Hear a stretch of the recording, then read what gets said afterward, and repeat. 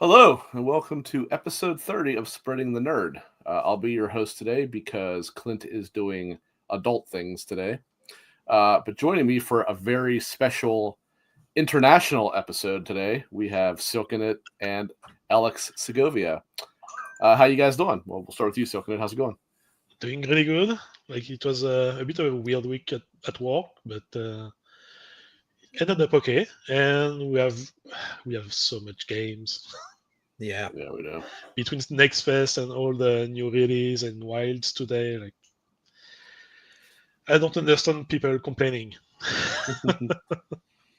And also with us today, we got Alex from Season Gaming, their super reviewer. How you doing, Alex? What's going on in your neck of the woods? Just chilling, basically. Like it was a very exhausting week of news this week in almost every facet, and I love doing podcasts. It's kind of like my escape from like the nonsense, especially after some nonsense that I'm not gonna detail that happened today at the United States that I got to see, unfortunately. But beyond that, like I was just stopping playing my PS5 Pro version of Monster Hunter to come talk with you guys. So Yeah, that's what glad to be here. That's what I was And for a little bit too. yeah, and this is my third time podcasting with you, Rick, and the second time I'm doing it with you. So kind of after we did that Rebirth spoiler cast last year. So glad to be here and glad to see you guys again. And just like that one, Clint's not here. Oh, Clint was gonna be the one that he's the one that he was having computer problems. His motherboard kept crashing, or so I don't even remember. So I guess he has a valid reason to not be here today. Actually, yes, Yeah. but it's so funny that then anytime that I want to be like in a content with him, like I tend to be like the black cat, like kind of like that black cat, like slipping through beneath the stair, giving him the battle up for something. But glad to be here. We'll still have you on. I mean, obviously I had mentioned about bringing you on at some point, but for a whole different reason than what we're doing today. So it'll still happen. That said, speaking of Clint, there's a small bit of news that needs to be addressed today. I thought about it actually as my wife said about covering himself in ketchup chips. So as we know, the last episode that we did, actually before that one, somebody forgot to bring his fortune cookies, and thus retribution shall be doled out. And all I can say is, when he hears what this one is, he'll wish it was chips with ketchup. Silcanit, do you wanna say what it is? Or you want me to do it? It was your idea. It was your idea. So you get the right. I was tasked by Rick to find the punishment, and I had no idea really, like food stuff. Like I don't know what he likes or not. Like maybe like a spicy, the one chip challenge, the very spicy ones, or something like that. And it was kind of out of my mind. I wasn't really thinking about that. And I was watching Taskmaster. If you don't know, if it's a TV series, like a TV show, British TV show, where they put like they give random tasks to comedians, and they have to do it as best as they can, and it's usually very, very funny. And one of them was to eat 5 fortune cookies and do whatever the little paper would tell them to do. And one of them is put all your remaining fortune cookies in vinegar and eat them. And there you have it. Yes. Now, on that, Clint, you have a decision to make on this one. You can choose between either, what is it? Was it 4 episodes, eating 2 each that have been obviously soaked in vinegar? Yeah. Or was it doing it for like right away, like in one episode? Right. Or 2. Oh yeah, that's it. Yeah, you're right. 4 in one episode. 4 in one. Or you eat 2 for 4 episodes. So you can either space it out and really hate your life for 4 weeks, or you can really hate your life a lot for a day. So you get to decide. We'll see if we can start that next week. If we can't, it'll be the one after. But make no mistake, you will be dipping your fortune cookies in vinegar, and remember, this was Silcanit's idea. Don't take this one out on me. It was the Taskmaster idea. It was, but but when you said that, I'm like, that is so evil, and yeah, that's actually what it is for sure. So yeah, I do it all in one day, personally. I would take the 4 and just go through it and just suffer. Just suffer in one, and then be free for the rest of your life. One thing we didn't say, and I think we do need to set this up. How long does he have to soak it? Was it 10 minutes? Well, on the Taskmaster, it was not that long, because like Vinegar really attacked. Yeah. attacked the all right. We'll say 2 minutes. So yeah, he has to have the bowl of vinegar. Because you don't want it like to be a mush, That's true. Yeah, that's true. Yeah, you don't want it too soupy, like Nicole said. Yeah. So I don't know if I said 1 minute or 2 minutes. We'll say 1 minute. That's fine. It'll still absorb it. Yeah. Oh yeah. So. Okay, so moving on, and I can't wait to hear what he wants to do on that one. We will review not last week, but the week before's question of the week responses, which there weren't a ton, but so Clint's question was, what are your biggest gaming disappointments, whether it be news, game, whatever? I basically added, so let's look at approximately 3, but you can do a little bit more, a little bit less, doesn't matter. So I was the first one to answer, so I'll just go through mine just because I'll go down the list here. Number 1 was Metal Gear Solid 5. You would be hard-pressed to find a bigger Metal Gear fan than me. And, I mean, I'm not talking mechanically and gameplay because that was pretty much superb, but the story and the way that it was told in that game was just a massive kick in the balls to Metal Gear fans. And the fact that Kojima couldn't find time to finish that final mission was insane. That specifically. So it leaves like open things. I am actually holding out hope that maybe when the Master Collection Volume 2 comes out, it'll probably be in that, right? I am holding out hope that whichever Virtuous team, whoever it is doing it, actually finishes that mission and puts it in there. I don't know if it'll happen, but I hope they do. What I want is 4 Guns of Patriot in there, because that's the only way I would. I mean, that goes without saying. I am just saying if 5 is in that collection, then I want that to be done. But no. 4 is very much the most important part, as well as Peace Walker. Number 2 is the result of The Last of Us 2's leak. Not about the game, because I love the game, but the leak itself destroyed all discussion about that game. And I want a peek into the universe where that game didn't leak and see what the reaction was to it, because I will die on the hill that game would be beloved if that hadn't happened. I'm sure there's some people that wouldn't like it because of obviously the event, but my personal my personal complaint. It's not really a complaint. It's just it's not like an annoyance. It's just not what I wanted out of it. It's the end, like I know you said you don't really care for the epilogue part, but yeah, or not the epilogue, but like the final chapter. Yeah. And then number 3, I haven't put. I was like, I know I'm beating the dead horse at this point, but I just don't. I'm disappointed in Xbox's current direction with how they're doing the multi-platform. So I'm not going to go into that just because I've beaten that over and over. You whip that horse too often. Baldwin said Starfield. I actually like Starfield, but I do know there's a lot of people that definitely did not. So that's mine. Like, really? Like if I had, that'll be one of mine because I bought an Xbox for it, and the fact that it still disappointed me, I was like, gosh, I bought a console for this. So yeah. I think what it comes down to is the more that people went into it expecting to really like it because they liked Bethesda's recent games, the less they liked it.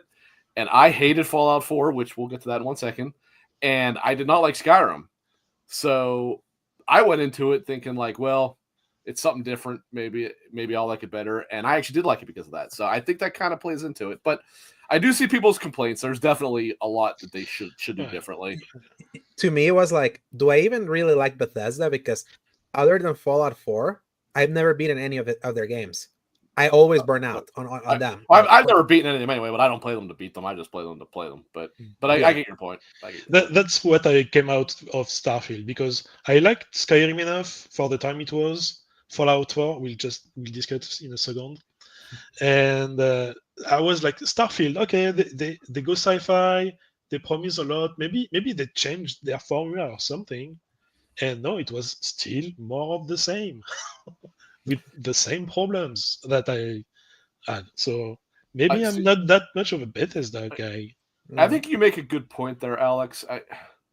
I almost do wonder in some cases, do people like Bethesda more because of how they brought the Western RPG forward as opposed to necessarily the games that they're making? But I do also argue, if you look at particularly Morrowind and especially Morrowind and Oblivion, like there was a lot of really like creativity in making those. Whereas I think Skyrim was completely creatively deficit. I don't think there was much creativity. Remember that? Yeah, Oblivion was kind of like, wait, you can have this kind of game on console? Yeah. That was kind of like the big thing. It was mind blowing. It was mind blowing when that game came out, and it like, I mean, it's kind of rote now, but when it came out, it was like, wow, the NPCs actually have like schedules that they go about in their day. Like that was insane. That was such a huge advancement for the time. And then Skyrim, okay, people like it. I'm not telling anybody they can't like something, right? But like, it was such a sideways move. It didn't do anything to improve it. Maybe it made the combat slightly better, but it still sucked, so it really didn't help.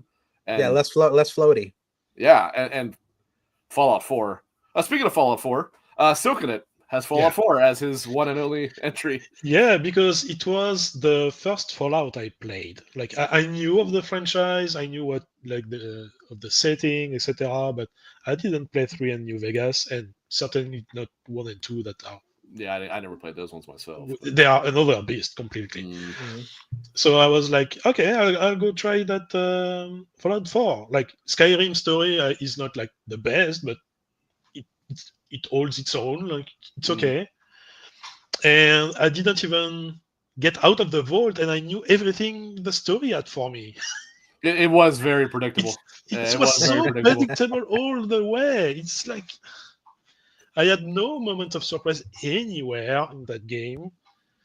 And yeah, the shooting is not the best either. So one thing about Fallout 4 that I will say is, and this might just be me, but I actually find it to be a vastly better game when you play it with the survival mode, which was not there at launch. They added an after fact, but there's a major problem. Fallout 4 is still to this day one of the most unstable games that I've ever seen. So you can't really rely on that because you are probably going to lose hours upon hours of progress when the damn game crashes. Yeah. And I played that one on PS4. And I don't know how... Actually, that PS4 would be PS3 was the bad one. Mm-hmm. And I don't know how people can build anything in that town. Yeah, the menu is it's horrendous with the controller. There's no doubt about it.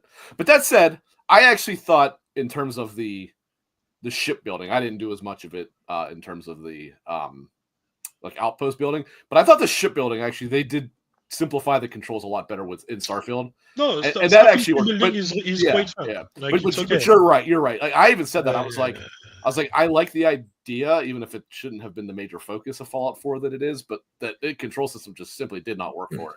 And the camera in particular. If you were inside a building trying to do something, good luck getting a wall where you wanted it, right? Yeah.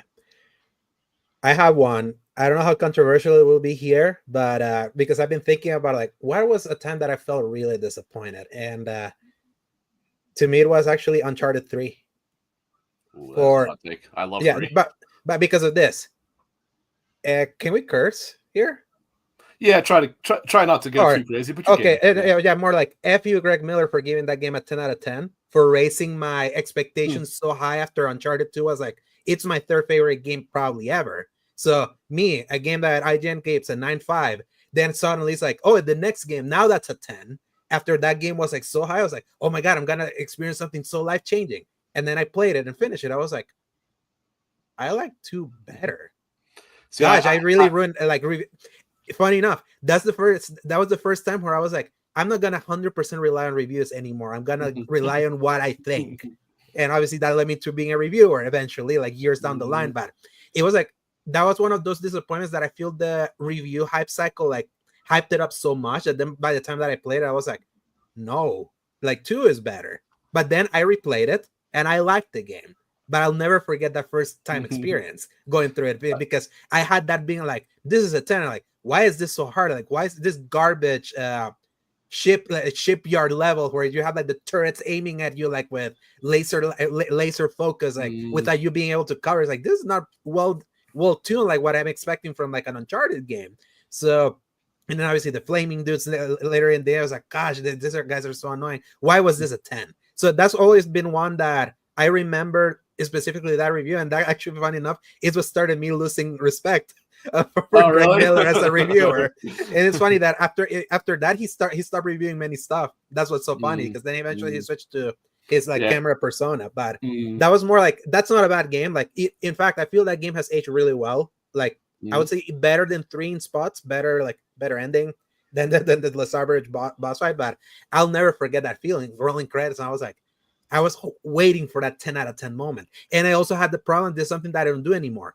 I don't watch every freaking trailer that it's released, because I consume that game like from beginning to end. They overexposed that game too. They definitely did. They showed off the entire plane crash scene basically in trailers. Yeah. Annoying that happened, but yeah, that's when I think of that kind of disappointment, because of how it set me up, like to experience it. So I was one of the very few that actually I did agree with Colin and Greg that I actually thought 3 was better than 2. Not much, slightly, but 2 had more great set pieces. 2 is a more consistent ride. But 3, I actually thought like the cruise ship I thought was, to this day, still probably the best set piece in the entire series. That said, you didn't mention what I thought you would mention when you said that. I don't know if you remember this, but when that game initially launched, it actually the shooting felt very weird. It was screwed. Yeah, it was screwed. It took them it was longer than that. It was a few months. It took them a while to fix it, because they said they're like, it should be the same. People were like, no, it's not. It does not. They brought in. I agree with that, because I thought it felt weird. They got fans to try and help them tune it, and they eventually did get it. And it's an option. It's the alternate aiming. Like if you play it on PS3, they added the alternate aiming control that you can like make it feel like closer to 2, which is like, how couldn't you play 2 and realize that something wasn't wrong? And the thing that was wrong was like the dead zones. Is that what it was? I actually don't know what it was, but it did feel different for sure. Yeah. So, okay. So Matt had 4, because he seems to always come in with the one extra one, and that's okay. Number 1 is Spellbreak, a battle royale with a cool concept that got ruined by Blizzard and battle royale fatigue. So I don't know anything about this game, but when you say Blizzard screwed something up, I'll be right there with you, because Blizzard sucks. Number 2 is the last 5 Assassin's Creed games. I understand it. I respect it. I can't agree with it though, because I loved Origins. Yeah. Origins is one of my very, very favorite. Origins is my favorite of the RPG ones. I think it's like maybe my 3rd favorite in the whole series. Actually, I love Origins. You actually, a little plug. You can go read my ranking or at seasongaming.com. Of the whole series or the RPG ones? Yeah. Just the RPG ones or the all of the entire series. Yes. The RPGs are like in the middle. Did you include the handheld ones too? Oh no, it was just the main console ones. The only handheld one that actually matters is the thing. I had to make it very specific, because there's the PSP one, there's the Vita one that eventually also was on PS3 and everything else. Yep. The side scroller ones, the Russia, China, India one, I didn't put those. I was like, the ones that are considered like mainline, the mainline, the big ticket items. Those were the ones that I ranked. So I may have to update that ranking like pretty soon with Shadows in a month. So. I hope that one's. I think that game's gonna be awesome. I don't care what the discussion is on the internet. That game looks awesome. Have you seen the new weather effects that they've been like showing, like you being in snow and all of that? So I have stopped watching things. I at this point I just want to play the game when it comes out. Like I've seen what I want to see. I know that game is exactly what I want it to be at this point. I think, and I'm done. And also, all right, I gotta say this. I said this to you, Alex, but you never did answer. So I gotta say it here. So obviously we know what the big stupid ass controversy, if you want to call it that, about this game is, right? With Yasuke. Yeah. And I said this to you. Are people so dumb they don't understand exactly why Yasuke is in this game? Yeah. And it's so clear to anybody that knows anything about history why he's in this game. Because it is obvious you are going to assassinate Oda Nobunaga. And historically, he was the one in the room when Oda Nobunaga committed seppuku. It is obvious as can be. That is what is going to happen. Yeah, but you put the finger where the hurt is. People don't even know the history of their own country. Like on any country, like Could be France, could be US, Canada, whatever. Yeah. They are not even good at that. Yep. So the history of another country, Yeah, way less. good luck. So yeah, I just wanted to go on a little tirade. And what's funny, Yasuke is in pretty much every samurai game that has been like releasing everywhere. Like Rest of the Ronin had Yasuke's armor. I think Yasuke was also in the Neo games. I didn't get far enough to get that. There's a lot of anime about it. But because Rest of the Ronin would also be well after Yasuke, but I realize you said his armor, not him. So number 3, and I cannot agree with this one more. The cancellation of the online Last of Us multiplayer game. Preach, Matt, preach. Because that damn game should have been finished. Yeah. And number 4, which is nothing to me, one or the other, but Mo Yang's disappointing and rare Minecraft updates. I'll take your word for it. I've never even played Minecraft myself, but not a Minecraft guy myself. Yeah. I respect that game, but I've never played it. And then Nicole has 2. Gil's sex scene in Baldur's Gate 3. Okay.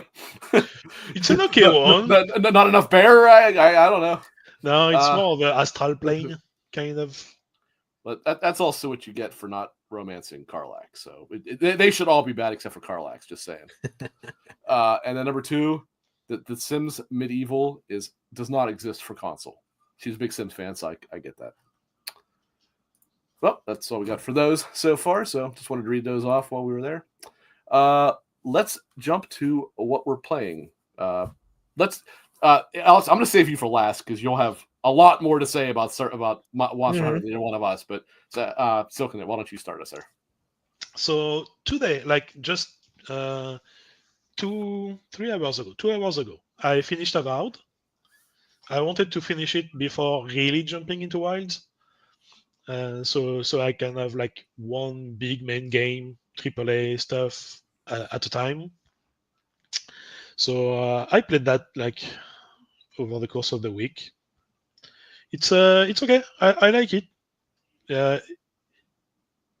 I hear the argument saying it shouldn't have released so close to KCD2, but for me, they are so far apart on the RPG spectrum that they don't really compete. They compete for your time, but everything is competing for your time. Like I stopped playing games to read. Like a book is competing with my time on gaming, so that's what it is. But yeah, they are too far apart for me. I will return to KCD2 because I really want to take the time to play it as it should be, and I wasn't in the mood for that. I was more in the mood for a more arcadey, we'll say, arcadey RPG. I understand. And all week I've been dipping my toes in different demos with the Steam Next Fest. So just to shoot out a couple of demos that I think people should try. Blueprints, the puzzle, the mansion puzzle, roguelite. That's the one you and Ellery have been talking about, correct? Yeah, and it's coming on the Pass. It's coming on PS Plus. It's an indie game, so even on Steam, it won't be like really expensive. Like I saw Shuhei Yoshida was pushing it pretty hard on Twitter. I think it was just a couple days ago. It's a really cool concept and solid art style. The Shotgun Cop Man. It's the new game from the developer of My Friend Pedro, where you are fighting for your banana friend, and you jump. You it's a side scroller for the movement, left and right, and you jump with your guns. So your regular gun is a little hop, and your shotgun is a big jump, but you have just to jump, and you automatically reload when you land. Like the movement is really, really good. What was the name of that one again? Shotgun Cop Man. Shotgun Cup Man, is that what you said? Cop. Okay, yeah. Yep. You're a shotgun cop. Yeah, right. I got the shotgun part. I realized where that came from. And you're going to hell to arrest Satan. Gotcha. And that one's just a PC one, I think. It's a creepy redneck dinosaur mansion 3. Wait, what? Those are four very weird words to put together. Let me check if I didn't reverse some of these words, but I know all these words are in the title. It's a match 3 puzzle where you fight dinosaurs. And creepy redneck dinosaur mansion 3. It's just a match 3 puzzle, but it has all the humor and the strange scaffold devs. It's a fun time. Nothing serious, but it's a fun time. So that's pretty much it. Whilst I just chose my weapon, try it in the training area, so I can't really. Apart from the little beta test I did, I can't say more on that. Gotcha. So I had a handful of things I was jumping around on. One of which is I did obviously start Monster Hunter today, but I mean I don't have enough time to really say much other than from what I played, it feels better than the other ones did. Which Alex, you said definitely.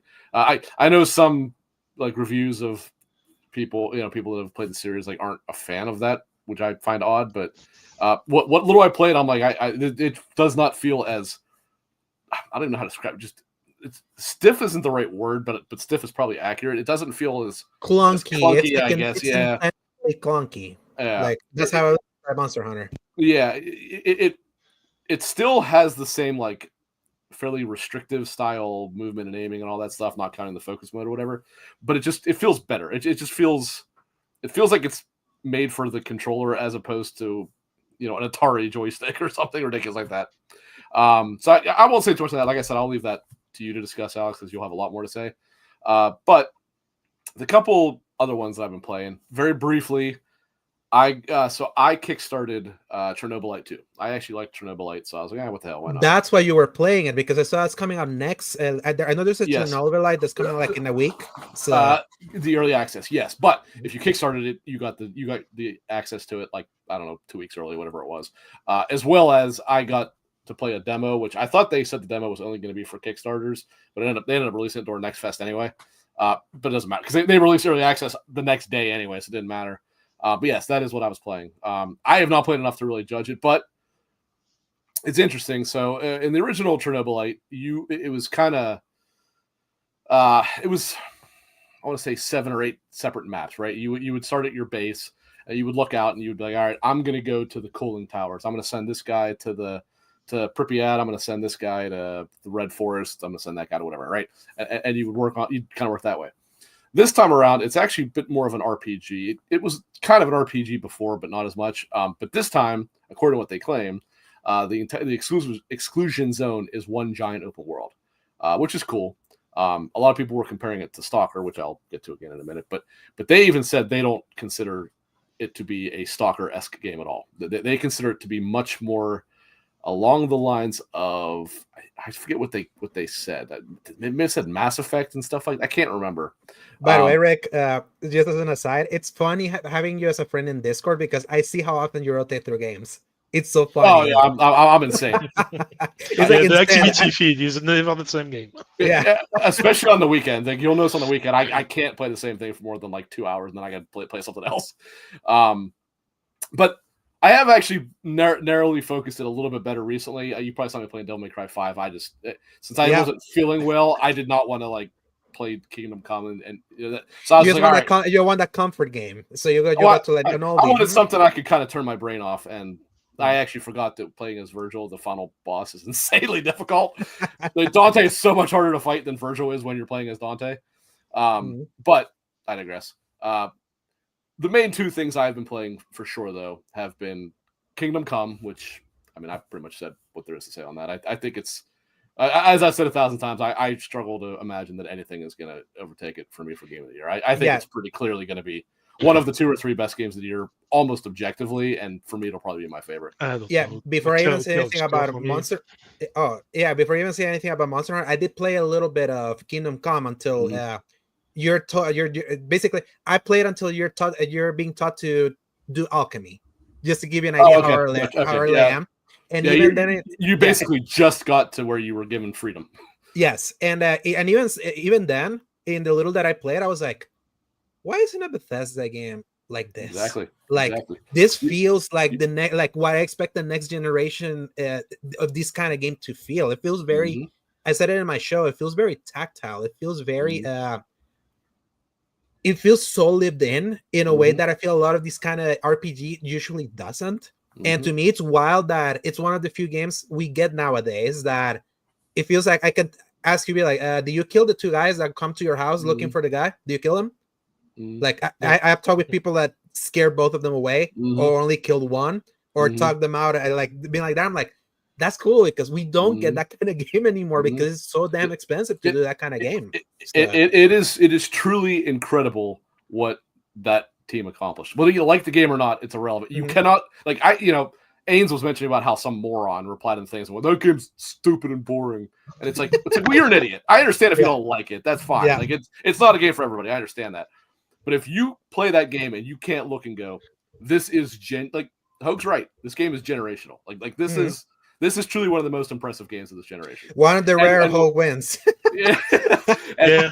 Just before he says that Citizen Sleeper 2 is overwritten, like. Yeah, I thought he liked Citizen Sleeper too. He likes it. He still thinks it's overwritten. When everything is delivered to you like on tweet size. Yeah, and we don't have to relitigate his rebirth takes anymore. So we know.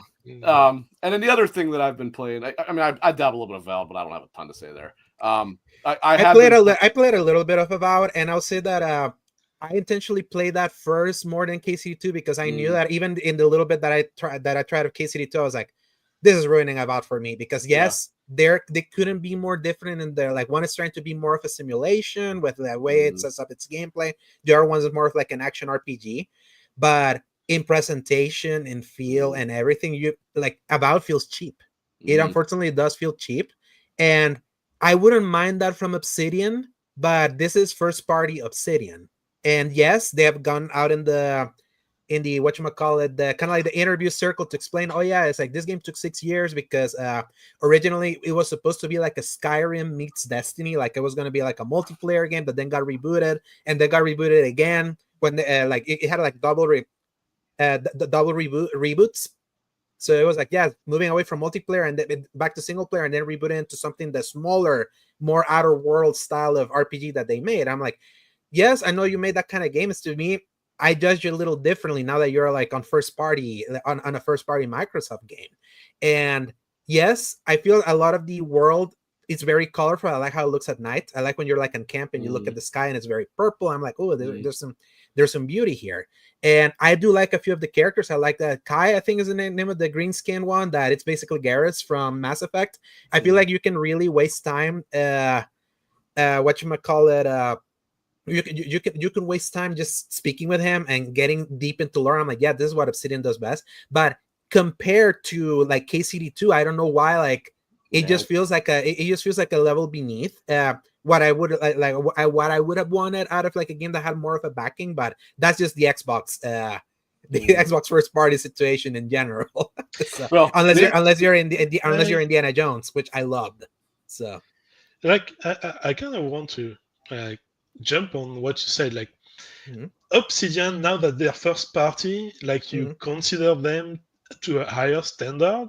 But my feel on the approach of Xbox Studios is that even if they are, especially when they are first party, they just give them the money and let them do whatever.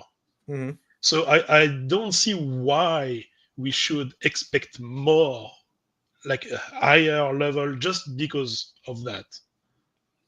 I mean, when you get more funding, you expect better quality. It really starts and ends there.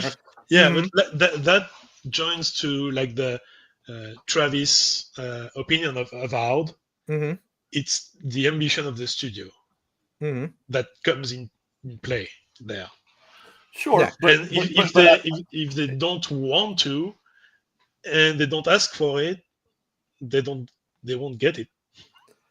The thing is that here's the thing. When I hear that originally it was going to be Skyrim meets Destiny, that sounds ambitious to me. It's very clear that like that what we got but, was like we like don't a know more of a who stopped that. reclamation of what they want to kind of. I feel like what they got out, knowing that this game got rebooted and all that, especially since we recently heard of what happened with Dragon Age, that with Veilguard, we actually got the husk of the multiplayer game that they were making, and they retrofitted it into like a single player stuff. I feel that Avowed doesn't feel like much of like a husk of anything. It definitely feels like something like Outer Worlds, which is like smaller. It's still pretty good. It's just more that, again, like I expect something from first party, and sure. And to be fair, because they allow these teams to just kind of do that. That's why like the first party of Microsoft doesn't have any clout, and that's why they cannot sell consoles, and that's why they're third party now. I feel that kind of like just being like, yeah, it's just good enough. I feel that's just been a problem that they have not been able to like really get over, and obviously they don't care anymore. They're third party, so what do we care? Although ironically enough, this year is finally when Avowed notwithstanding the stuff that has the more AAA sheen to it is finally starting to come out. Whereas obviously it took some time to get to that point, but except one with Fable delayed. Yeah, well, we knew. Like, yeah, it's like GTA 6. Yeah. But yeah, look, if GTA 6 doesn't come out this year after everyone has been playing chicken with their releases, I'm gonna laugh so hard. Yeah, I'm going to cry because we could have so much more. You know what? Do you want more this year? Because I don't. Despite if we know the release date or not, there is too much this year already. Yeah, there is going, and I am not of the there's too many games thing. I mean, there is, but how do you tell someone there's too many games you can't make your game? That's just an insane viewpoint. Yeah. The thing is that I'm excited. I'm excited for other stuff other than GTA. Like GTA is just something that I'm not even excited for GTA. So. Yeah. But yeah, GTA is. I'm very curious academically about GTA 6 because I can't wait to see how big it is, like how the mainstream covers it, how much it's gonna sell. I mean, we saw like just Monster Hunter Wilds today, like broke 1 million players in concurrence in day one. So it's like, oh man, if that's where we are with Monster Hunter, gosh, like GTA could be even bigger. So GTA will have 15 million players its first day. I'll take that to the bank. Yeah. They'll make their entire $2 billion budget in the first day. I should have said 15 million concurrent because it's going to sell more than 15 million in it. It'll sell 70 million in the first day. I'll bet. Yeah, they could sell so much more if they released on PC too. Exactly, but they're not. That's what's so funny. Unless they put it about face and be like, no, actually, we're actually gonna do a PC version this year.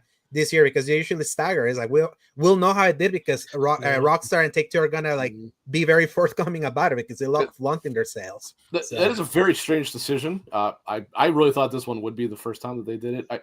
I wonder if, and I mean, it's just me spitballing. No, I don't think they're scared of anything. No, they don't release on PC because they say that piracy. Their games are the most pirated. Yeah. So they're scared of losing money. Yeah, you're right. Yeah. But so they profit the most on console. I wonder if their engine is maybe not initially built for it. Obviously, they can get it there because they have Red Dead and GTA 5 there. But I do wonder if that plays a part too, and they just don't want to say it. You know, maybe they have to. They're maximizing their share, their profits with the console. Well, and also by not releasing it day and date on PC, they know they will get some double dipping. They're not going to get a lot of it, but they will get some. Yeah, especially like if the base consoles are at 30 frames, which I wouldn't be surprised if they are, because like you can still play Red Dead. I hope they're at 30 frames. I'll be amazed if it is. Yeah, but okay, and then the only other one that I really had anything to say much about is I have gotten a bit back into Stalker 2. Ironically enough, I've been playing it on Xbox. I just don't feel like messing around my PC with it sometimes, and then it does. When you get they call them emissions, right? It's where basically it's a massive like. I don't know, almost like a chemical storm that takes place, right? The first one is scripted. It happens at a certain point in the story, like early in the story. The other ones, I think, do happen randomly, but they're dangerous. You cannot be outside during them or else it will kill you. And so you'll get to the various shelters, and when you get to the shelters, you'll go down, there'll be people in there. Well, that grinds my CPU to an absolute halt. Like I'll be running it at like 80, 90 frames per second, perfectly fine. Mm. I go down into a shelter during a mission on occasion, and it'll hit like, I don't know, 12 if I'm lucky. So you kind of got to just watch the slideshow until it passes, and then it kind of smooths itself out, because it just, all the calculations of what the different NPCs are doing, because it's not scripted, right? They're actually they're reacting based on what's happening, and that's what is really just grinding it to a halt. But nonetheless, I once again restarted it on Xbox. But I will say, since this second big patch, which happened, it's stabilized a lot, like from what I've heard. Well, the first one stabilized it a lot too. This one even more so, but now it is functioning the way it's supposed to, because when it first launched, the Stalker's big thing has always been its A-life system, which is what I was just mentioning about the different NPCs like acting. You'll have obviously the ones you talk to progress stories and stuff like that, but when you're out in the world, stuff's not really scripted. You'll randomly encounter people walking by, and they'll get in fights, or they'll fight a monster. Maybe a monster will make its way into a city, and the NPCs there will fight. Like it's just, this is how it works. Well, when the game first came out, they had released that day one patch, but that day one patch destroyed, like it completely broke the A-life system. So they had to go in and neuter it. I think they said something like they made it so that within 10 meters around you, or it might not have been that small, but it was pretty small, is when it would activate enemies, where it's usually supposed to be like a kilometer, like in each direction around you. Well, I don't know if it's back to full pace yet or not, but it's at least much closer to the point that it hides it pretty well. So it actually, I'm wandering around and I'm seeing random militia groups walk around, and they'll be fighting bandits, or they'll be fighting mutants or whatever, and it's like, okay, this is what this game is supposed to be. Like you'll hear a gunfight going on, and it was not something scripted. It's just two random groups of NPCs happen to encounter each other, and they got in the gunfight, and you probably don't want to side with the bandits, because they're going to shoot you afterwards. But if you side with the other guys, they will not, unless you shoot them first. But it's just it's a good game. It is a shame. I know the statement that they released about, like, well, we were pretty overworked, so we had to release it. No, you should have just delayed it another couple months. Like, that's just the reality of it. Because it had enough, not like financial backing, but it had enough like support from the community to, interest in it, that you weren't going to really hurt your sales by doing that. They probably should have. But either way, it's there. I actually quite like it. I think the gunplay is really good, because it tries to make it's not like Arma, like an actual mill sim, but it does try to feel relatively realistic. So you're, when you're using like an AK, you're better off putting it in like single shot, so you're not wasting ammo and stuff like that. And I actually do like the survival mechanics and stuff like that. And it's actually, I'm of the mind that the Chernobyl exclusion zone is the best real world setting for a game, because it's just fascinating as hell. And like the fact that they use I don't think you go into the actual power plant in this. I know Ellery had finished the original one and said that you go into it for like 10 minutes in the story, and that was it. But you do go through Pripyat. You do go, by the Durga or whatever it's called, that big weird radar thing they had. So it's just really cool to walk around and see all that. And I think they do deserve some applause. It's just, again, had they pushed it like 2 months, I think then it goes from, I don't know what the Metacritic is, maybe around an 80. 76, I think it was. Is it that low, really? Wow. Yeah. I think you'd be looking at mid to high 80s if they would have released it now, as opposed to in November. But I can double check with you real quick, just to make sure, because I remember it wasn't that high. I was 73. It was even lower. Oh, that's way lower than I thought. Yeah. What will be very interesting is when it eventually does make its way to PS5, which is certainly going to happen. So it came out in November, right? Yeah, it was supposed to be a 3-month exclusivity. So we're actually past that. At any point now. Yep.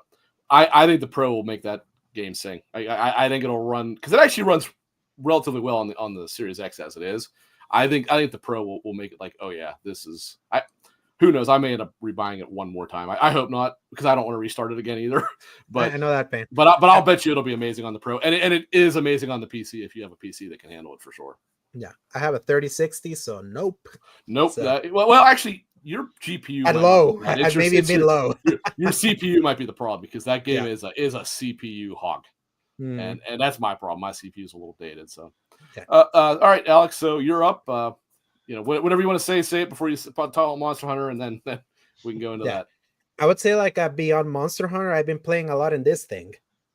I just recently got it. I don't know if you're an audio, but on video for video people, I have a Portal now. I bought the PS Portal, the Midnight Black one, and I've been playing a bunch of games in it.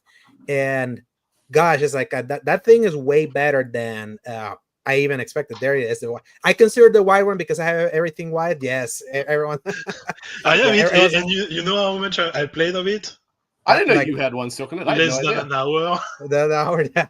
I've been like playing almost the entire a lot of my games I've been playing on the Portal, just kind of like I've been like testing it just out of sheer curiosity, like how much can I stretch this from kind of like for it working. So I've gone from like super quick action games from God of War 3 to the to Dragon Ball Sparking Zero, and they worked perfectly. I was like doing like super hard like matches with it that I was like, well, how does this work? I even played Destiny 2 on it just out of curiosity, and it was working. I was like, I can work with this like delay, and I'm like, this is way better than I was even anticipating. It being that it's completely changed my brain chemistry, like how I even use it. Like I was just playing Monster Hunter whilst in it. Like you probably see, I had like a quest complete thing that I completed before we started recording there. And it's like it just works for a lot of games that I wasn't expecting it to work. And I'll be doing a lot of my second playthrough Monster Hunter whilst in it because I'm used to the idea of Monster Hunter being like on a smaller screen because that's where I got big with like portable things. The funny enough, I wasn't a fan of those portable games myself, but I'll get into that later. But yeah, like if you have like decent enough internet, I've been enjoying my Portal quite a lot. So what are you guys say, Rick? I want to cut you off on something because I actually completely forgot about this. This was supposed to be something I was going to talk about. I totally forgot to do it.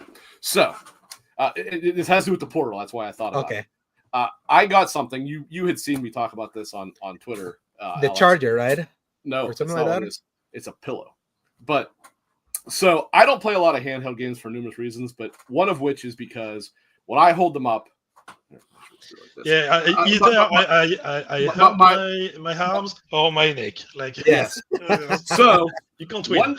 One day on Facebook, I saw an advertisement for something, and I was like, "It looks so stupid." I had to watch the advertisement, and it opened by saying, "Look, I know this looks ridiculous, but this thing actually works," and they're right.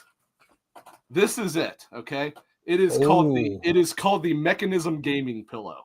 That's amazing. And you put it right down here, and then you just put your hands. And all the weight is on the. I'm trying to get to my lap. So the idea is you put it on your lap, right, and it actually holds the weight up for you. Now here's what's cool. What's really neat about this thing, and actually for what it is, it's actually fairly reasonably priced. I want to say when you buy this pillow, which obviously includes this arm mount as well, it includes one bracket of your choice. You pick Steam Deck, ROG Ally, Switch, whatever you want to do, right? Portal. It includes one bracket for those, and then you can buy the extra brackets for like $10 a piece or whatever. So, sorry, I haven't done this in a while. There we go. You see here, this is the bracket. And what's nice is they're small. They're very well designed. They are small, so I actually can keep it on. It doesn't affect anything, right? The Portal, it just goes on here and slides on. This is so cool how they designed this. So I'm trying to get it to where you can see it here. See how it's got like a little lip. So this thing has, I'm trying to move my hand here, this little spring bracket, right? That's how it holds it in place. So to hold it on, once you put the bracket on, it's kind of tough to get this so you can see it, but you kind of like hook it in there, push up, put it there. That's it, right? And it holds the weight of the entire thing because this thing is not it's not light. Nope. And so by the same token, I also got one for my Steam, and I'm probably actually getting one for the Switch now because I've seen how this thing works. I'm like, yeah, I'm really impressed with this. So the Steam Deck, here's the bracket for it. It just kind of clips on, and it looks big, but the reality is they're so well designed because they completely stay out of your way. And that's the key. That is the key right there. Right. And it doesn't increase the size, so it doesn't affect putting it in the case or like that. Same thing. Just put it in there, hook it on, There you go. Now there's actually a clip to hold it in place. I'm not doing it right now just because then I got to take it off. But I was like, wow, this is actually brilliantly designed. And what's really cool, so you get, if you buy the pillar or whatever, right? They made, since this thing started as like some kind of Kickstarter program or whatever, if you have a 3D printer, they have it so that you can 3D print the bracket. Any bracket you want, they have it on the diagram, whatever it's called, on there. So you don't actually have to buy those brackets if you don't want to. Then they have different kind of additions. Like you can see one thing there. I didn't get one, but they have it so you can get one for like your phone. Like you put your phone on there, you could put a like those battery brick thingies, so you can. I'm like, again, it's not cheap. It was like $80 for this, but it is that's still a really good price for it. It's honestly not bad when you consider what some of those different like stands that you can buy for them are and stuff like that, right? And I wanted to show this off because I used it a little bit, and I am so impressed with this because you sit it there and you just kind of like, it doesn't tire out your arms at all. It's just like holding a controller now, and you adjust it how you want to. It is an impressive little device. I was like, man, I respect that right off the bat they say, look, this thing looks stupid. There's no doubt about it. But you're not going to be wearing it like outside. When you use it, you will understand why you want it. And I was like, okay, that's the most honest marketing I've ever seen, and it is spot on. So sorry, I totally forgot about it, and I should have put it in the notes, and I forgot all about it. But I wanted to talk about this because I know we do have a lot of people that listen to this who do play handheld stuff, and if your arms get tired, because mine get the little, you get the little tired feeling, the little numbness. This totally prevents that. Yeah. So, and back to like, because I was talking about the Portal, like because I did the review for Monster Hunter Wilds and Season Gaming, and with the Portal, I've been trying to go back to World and Rise to just really compare, because I've had some interesting conversation with the hardcore about what they think about Monster Hunter Wilds. And to me, I approach Wilds more as okay, I've tried all of these damn games, dating all the way back to the PSP ones, even the 3DS ones. I had friends that were big into it. They let me play them, but it was like, I found them I found the hook interesting, but I found them so laborious. It was like an excessive, like, it was just an excessive smorgasbord of tutorials that at a certain point, like in my feeble mind, I was like, I just kind of want to go hunt. It's in the name. I don't want to be like doing all this little stuff. And this was back then when I was like younger with all of that. By the time Monster Hunter World came out, I felt World was like the actual true coming out party to finally start getting people in to the Monster Hunter series, because obviously that game, the Monster Hunter series always had a strong niche, especially in Japan. It was always, you always heard, oh yeah, Monster Hunter is big, ... in Japan. Everywhere else is like so niche. But then you see the sales numbers of of World, and then you realize, yeah, this is no longer a niche. This was Capcom's single best-selling game ever, and you don't get there without like getting people in. And I thought that Worlds did a good enough job at keeping some of the hardcore slant, though it was still complicated in spots. I don't I'm not ashamed to say that I still needed to use a guide to understand a lot of its systems, because that game also really front-loaded you with that, but they simplified a lot. And I feel like if you follow the delineation of what they attempted with World, Wilds feels like doubling down on, let's get more people in. Let's get more people into getting to understanding and enjoying this franchise, even if it means coming at the expense of the hardcore that really love getting their teeth kicked in. And that's how I kind of approached it, as okay, like if you're kind of like a newbie, I was sort of a newbie with World, so I wouldn't consider myself like a longtime fan. I feel like Wilds feels like the most approachable I've ever seen a Monster Hunter game, like ever, both in how it doles out its systems and in game feel. I think you mentioned it earlier, Rick, about how like you felt like that Wilds felt better. I feel you cannot play Wilds and not agree that it's the best feeling game they've ever had. Yes, there's still like I can say, like, there's the intentional clunkiness that they have, because this is not a straight up action game. They want you to really like be very deliberate of when you start doing your attacks, when you're facing your quasi boss battles that you always fight in these games with the big monsters. So it's not a game that if you're going there just to button mash to your heart's content. Yes, there are a few weapons you can use that. I would recommend you do the dual blade if you want to beat someone that just mindlessly just press triangle or circle or Y and B depending on where you're playing, as you're kind of like just matching different kinds of combos really quickly and not really thinking about it. But I feel it's a game that you have to really analyze, like, okay, I'm trying to hunt for the tail of this big dinosaur because this tail, if I break it and then loot it, that's just gonna give me the piece to create this piece of armor that then is gonna make me fully equipped to fight this harder boss like later on. That's always kind of been this like how this series has always been built. And Wilds has all of that, though, again, because they're also trying to make this so what you call that, like so accessible. I feel like everything and approachable. Like you don't even need to like really care too much about getting really cute in your like build crafting early on. It feels like a game that it actually has like a story campaign. It feels like a campaign that you can start from moment one all the way until like your roll credits, like some 15-20 hours in.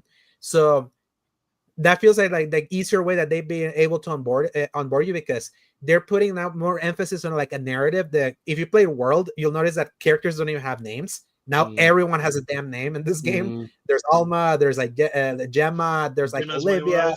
Yeah. So it's like they're making a point of being like, okay, let's give all these characters that basically fit the roles of the characters from Worlds. That now they have more of a personality. There's like tons of cutscenes.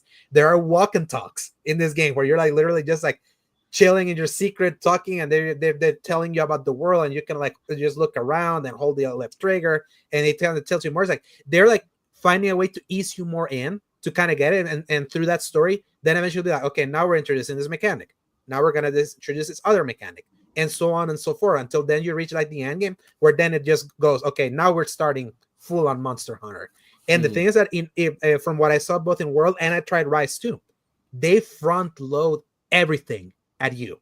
They throw every freaking mechanic at you at once, and you better like reading, because if you don't like reading like the 4 or 5 pages of tutorials that then ask you, oh, do you want to exit the tutorial? Like if you don't really get it, like you can really feel lost. And I feel that the complexity is still there, but because they dole it out so much smoother, I feel like if you've never played any of these games because they feel so scary, be like, it's just too complex, way too complex for a game that in its title is about monster hunting. Like I feel Wilds is the one that finally learned a little bit to know how to dial kind of like the faucet, so that then by the time that you're already kind of used, then they're going to start throwing you out there. Though I have been seeing a lot of complaints that there's some people that are not really being fond of the fact that it's such a railroaded experience in that way, because they're used to being like, okay, they're throwing everything out there, and then they're putting me out there to just grab the missions, go hunt, rinse and repeat, like build the craft, eat some food, go out again. It's like it's a very circular loop that this series has always been built on, and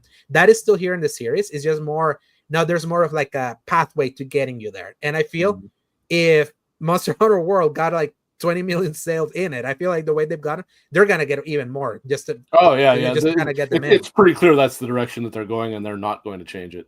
However, I could see them. Maybe not with this in particular, but say Monster Hunter. Actually, I'll say Freedom. Freedom actually was one that existed. Whatever the next mainline one is, right? Comes out. I could see them maybe trying to make the story the way that it is now, where it's very structured and forward, and then maybe give you the option to make it a bit more of what the hardcore fan base wants, But I agree with you. There is no doubt about it. They are not going to deviate from that, because it is clearly selling copies. World sold way more than all the other ones, and it was always one of their better selling series. And World is by far their best selling game of all time. Just think about it. It's like their best selling game in their. Like, think about all these franchises they own. Resident Evil. Yeah. Like the Street Mega Fighter, Man, Mega Man, everything. Like Monster Hunter World is the single best selling like single game they've ever had, and Monster Hunter already was like pretty big. So it's like it's clear they want to grow more of the people, and that is going to come with some growing pains for the people that have been in there like for a while.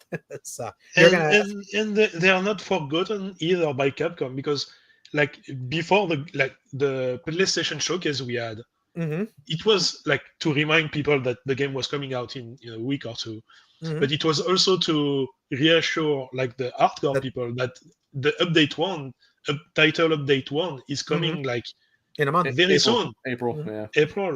So like you have a month get your stuff ready, and then we start giving you the big monsters. Mhm. So Yeah. they're not forgotten. What was the timeline between World and Iceborne's release? Do you happen to remember? A year and a half. Yeah, I was going Oh, to okay, say that's two, actually a but, quicker turnaround than I thought. Actually, Yeah. World came out January 2018. And Iceborne was like September 2019. okay, So. because I did see again amongst all the discussion about the difficulty and all that, I have seen that I never played through World far enough to play the Iceborne stuff, but I guess Iceborne is significantly more difficult than World. Oh yeah, people are like stonewalled with Iceborne, and I guess that's also how Firebreak was compared to Rise. Yeah, Sunbreak. Sunbreak. I'm sorry, you're right. So it seems like that might be the direction that they're going. Is the expansion is the late game really hard stuff, and the main game is get your feet wet, learn what you're doing, get there. Kind of learn how it works. Yeah, you'll have a tough monster or two late in the game, but it definitely is easing you in. That said, I will say, so we had a discussion where I told you, obviously I had not played it. I was not casting an opinion, but I did say, I was like, it is kind of disappointing if it is that easy in the late game, right? Because Monster Hunter's late game is built around being difficult. Yeah. When I played, I obviously I haven't played a whole lot, but I killed the Chakatabra. The toad thing, whatever it is. Yeah. And I will say, I was like, you know what? I mean, I didn't die from it, but I was like, it wasn't like I steamrolled that thing. Like, there you go. Like I had to use a couple potions and stuff like that. And then I found out afterwards, I'm not really overly familiar with the game still. Can it cut me a break? I'm new at it. I'm particularly. You didn't play enough of the beta. That's why. Yeah. no. I literally played 5 minutes of the beta just to see what it looked like, and that was it. I never even left the camp. Like when you not the camp, the first point after the Sekrat or whatever it's called. I didn't even play past that in beta. Yeah, so I really played nothing. Okay, that's right. Yeah. I forget what I was saying with that. Because you didn't steamroll the Chakatabra. But when I saw after that, when I got to the base camp or whatever, and it said that you can make it so that your Palico doesn't follow around, I'm like, okay, well that goes a long way too, because now he's not healing you anymore. So the first thing I did is I turned off him following you or whatever, since it said, you don't have to worry. It's not like you're losing anything. He's still leveling up himself and stuff like that. But it's like, okay, so now I'm not getting automatically healed. That's a step in the right direction. And again, I didn't die on it. I'm not saying I died, but I was like, it wasn't like I just killed it in 20 seconds. You still felt like you needed to dodge. You still felt like you knew when you needed to attack, and specifically focus in specific parts, especially because the new big addition to the combat in this game is the bleed mechanic, which if you're constantly like attacking a monster in specific areas, then eventually a bleed mechanic triggers where if you're holding the L2 button, which is or LT, which is where you do the focus, you'll see that it has like glow, and then if you press the right bumper, you then do like a very special focus strike attack that then deals extra damage and does like really cool animation depending on the sword that you're using. So like if you're using a charge blade, like skewer attack, awesome. the great sword just like skewers the whole monster like throughout.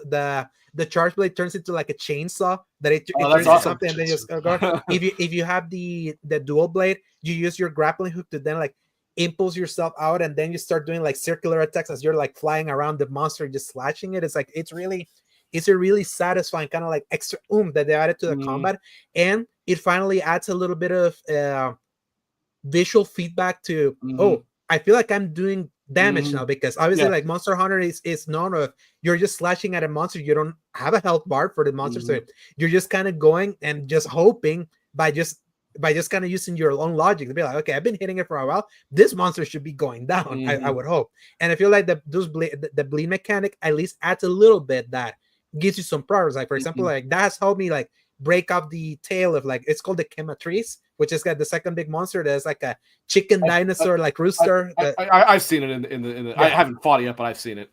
Yeah, I was like grinding it today because I was like, I kind of want to just build all my weapons with the Chematrice that has like fire, like a fire affinity, because it's kind of cool just like using any kind of elemental attack to kind of like increase the damage you can do to this monster. So I kept doing it, and I kept practicing of like, I kind of want to destroy the tail. Let's see how I can do it with the different weapons. And every time, like using that force feedback of the focus strike, I was like, this is what helps to make it more easier to know what you're targeting from a specific beast. And that was always in Monster Hunter. It's just that now there's more of a visual like cue that allows you to better like hone in.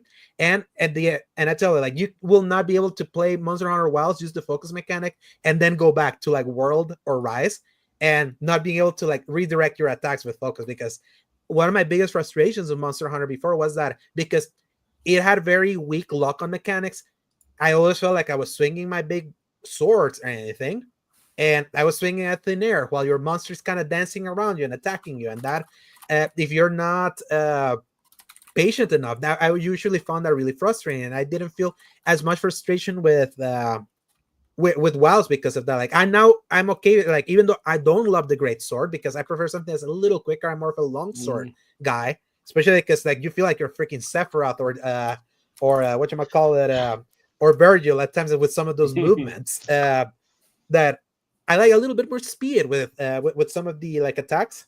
But now I'm feeling more confident trying, because now I know that, okay, with this new focus mode, like if the monster starts moving around, I'm just going to focus really quick before I do my next attack, so my swing actually goes into the monster. Because before, like, that way, like, it's usually like, is the Dark Souls mentality of like, once you start attacking, you're already committed to your animation. So if you got too over eager, well, you're screwed. So they kind of learned that from Monster Hunter in a way. I think Miyazaki has said that he's been inspired a lot of Monster Hunter with some of the things that they've designed with Dark Souls, even like the if you played Bloodborne, like the switch weapons and all that, that's straight up from Monster Hunter. It's like it's a clear inspiration. So it's like I've always felt that frustration. I like something that's a little snappier, and I feel like now Wilds, though not entirely completely snappier, it is snappier to what it was before. That some of that identity that's still a delivered combat system now has enough QOL that I feel like you can find more fun, like testing everything and just enjoying finding the monsters here, even if it means that they will go down quicker than you would be used to in previous Monster Hunters. So, and then also that focus mechanic thing, it allows you to somewhat redirect the direction of your attack, which you could not do before, right? Like especially on like the greatsword, if you were slight angle off or the monster moved or whatever, you're just missing. Whereas now, if you're quick enough, you can use that focus thing and redirect the angle, which you're doing. Good. My understanding is some Monster fans are not a fan of that, but it's like that's honestly probably a pretty good change because it doesn't commit you into just swinging at air if it goes to show you a lot of the difficulty. Oh yeah, sorry. So it's an option, it's a button. If you don't want to use it, sure, absolutely. Yeah, don't use it. Exactly. Completely optional. That's right. That's what's funny. Like a lot of the core Monster Hunter experience is still here. If you still want to play it like you used to play the old ones, you can still do it. It's just now they've added things on top of it that I feel more people are gonna better grasp like what this game wants from them, like combat wise. And I feel that's better, like improving combat. Like, and it goes to show, like maybe the difficulty before was because the game was clunky. Absolutely. Maybe it wasn't so much the way it was, or maybe it was more. I don't want to say how poorly it was made because it wasn't poorly made, but like the mechanics being not as up to snuff as they should have been. Maybe that was why it was hard, or harder. Exactly. I will say one thing I noticed. Again, this is very minimal experience, but I think it was Push Square's review referenced that sometimes the monsters seem to have like not you to them, but them to you has a not particularly consistent hitbox, as in your hitbox is not very consistent. And I would agree with that. There were times where it swung its tongue at me and I'm like, that should have hit me. Why did that not hit me? So I would say that's actually a pretty valid point. But I've also had ones where I'm like, okay, I thought I dodged that and it definitely hit me. So so it's not all the time, but there are times where I'm like, okay, that's probably right. They probably need to tighten that up a little bit where like, obviously it's not working off of actual collision. It's working more off of wherever, whatever data it has, whatever data you are. And maybe they need to fix that up just a little bit. But what's that?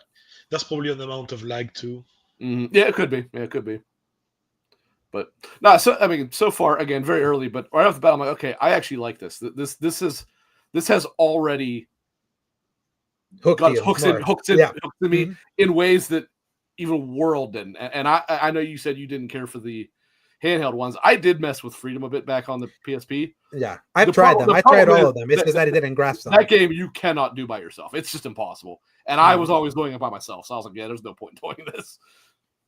Yeah. No, and that's the thing. Like I feel like it at least hooks you that way. So that by the time that then you roll credits, like obviously you get the satisfaction of, hey, I beat this, quote unquote. Because it's like, yeah, you reach to like a climactic big monster fight. Even though I feel the second to last boss fight was actually harder than what ends up being like the final boss fight. But hopefully, like by them doling it like they're doing it, then hopefully that means that they've hooked you enough that then you will want to continue to do the end game, because they're getting you to that end game much quicker. Like I was kind of reading the how long to beat, just because it's been so long since I finished World. Like I literally only played it in 2018, never played Iceborne, that I was like, it probably can. That campaign was 40 hours according to how long to beat. And I know I've heard of some people, no, it can be like 25 to 30. It's like, regardless, it's like this one can be done in like 15 to 20 hours. Yeah, like actually, it's much tighter. Just an hour ago, Clint posted in the Discord that his friend beat the story in about 10 hours, but he said he is somebody who is a long time fan of the series, so he really knew what he was doing versus some of us who will be kind of figuring out what we're doing as we're going. And probably doing the Kevin method. Probably doing what?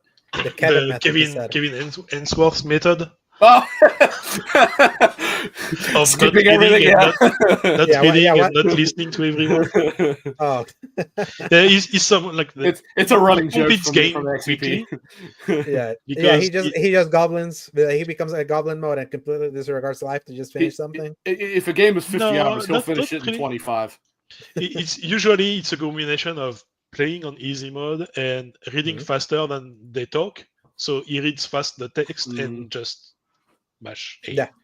And just as like an example, you can see like with our resident like visitor Luke Lore over here from the Xbox expansion pass, he has played for 20 hours and he's still not finished it. Again, mileage may vary. And that's kind of like what I was like when I was talking with the group that I was in the review groups that I was in, when I was hearing all this stuff that, gosh, this is way too easy. And I was like, hey, I just want to let you know, like, I'm not the expert. I've been carded like a few times in bosses that I heard that they didn't card. So maybe just kind of like that really delineates that if you're a hardcore Monster Hunter fan, yes, this may be too easy for you. If you're not, I feel this is well balanced to me personally. It feels like the challenge is just right so that it's not super annoying. You still feel like you need to like engage in the mechanics, and you may still have to spend more time than a hardcore no lifer would. Usually, that's kind of like usually how I see it. So, and I think it's kind of playing out right now. That in particular did make your, if beyond anything else, and I'm not saying it wasn't otherwise, but that actually did make your review pretty valuable, I thought, because when you being as a Monster Hunter is such a big series, even though it does seem to have a niche audience, it obviously is quite huge, right? Every review that I would watch from outlets that I either trust or am familiar with, every single one of them, it was somebody who was a longtime fan, and it's like, hey, that has its use, because obviously there's a lot of fans out there. But we also need some opinions from people who maybe are not completely unfamiliar with it, but it's like, okay, what's the opinion of somebody who hasn't down, what's his name, Rathalos or whatever in 15 minutes, right? So it's like, so you having experience with the series, but not being Tom Marks, for example, who has played all of them, actually came in pretty good use for me, because I'm like, I realized it probably sounded when I was talking to you like I was arguing with you, and I wasn't. I was simply trying to be like, okay, no, like, no, here's what I'm hearing, and it was valid. Literally, you were hearing what I heard over 3 weeks. Right. So it's so funny that those valid conversations are happening now, like outside like that little bubble where when I was playing it. So Luke, if you're still listening, join our squad. I just set it up today. I put the code on the screen there. So just and for anybody else, if you want to join, by all means, the Baguette Bros. And that's what's actually really cool about this. Like, you can join many squads. Think about it like joining clans. Like, you can join up to eight of them. I was very happy when you said that, because I genuinely was under the impression you could only do one. That's why I was like, man, what do we do? And you said that, I'm like, okay, well that makes that a very simple answer. Then we'll still create it, and I can still do the other one. Yeah, the thing is that you will have your list of the clans that you're in, but if you want to join a lobby, obviously you have to join the one that you want to be part of. So, like, for example, I'm logging in. Which lobby is full? I see the SG one. I see there's 8 people there in the lobby. I'll join that one today. Or you hear anyone else from maybe here from Baguette Bros. It's like, I see that one's popping. I'm gonna switch into that lobby, so we can all exist kind of like in that lobby. And it's very easy to kind of jump between all of them, and you'd be part of many if you want. So up to 8. And then when you're in them, being as that I'm in 2, I can see this. You can set which one you want as the active one, which I assume just means that it's constantly I assume that's where you're seeing people online. But you can at the press of a button you can switch which one's active, so it's not like you have to mess around with it. So it's pretty simple. Silcanit, I was going to say I know it has crossplay, but I don't know exactly what the methodology works or how it is. So we got to figure out how like friend list works across. So and like for crossplay specifically, one way you can do it is you join one of these like clans, and then from within the clan you send like a friend request. Okay. That is from within. It's a within game friend request. Okay. Yes. And even though it also has like if you're playing on PlayStation, I'm playing on PlayStation, you can also kind of link with a crew member just through normal party invite. It's just I also feel there's like 4 separate friend lists in this game. I'm like, that's what someone did say that. One of the reviews, they're like, it's confusing because there's so many different ways to do it. It was mine. Yeah.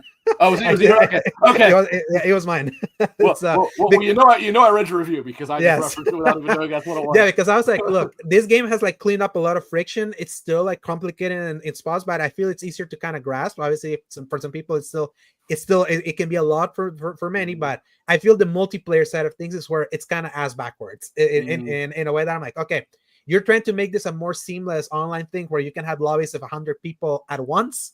Like whenever, like in that same lobby, you shoot an SOS if you're like fighting a big beast, and if you check the quest of like, okay, let me see who has thrown an SOS. Oh, I see Silcanit threw an SOS right now because he's fighting Rathalos. I'm going to join him, and then you kind of go, and everyone's kind of can still kind of do their own thing while still existing within their own lobby.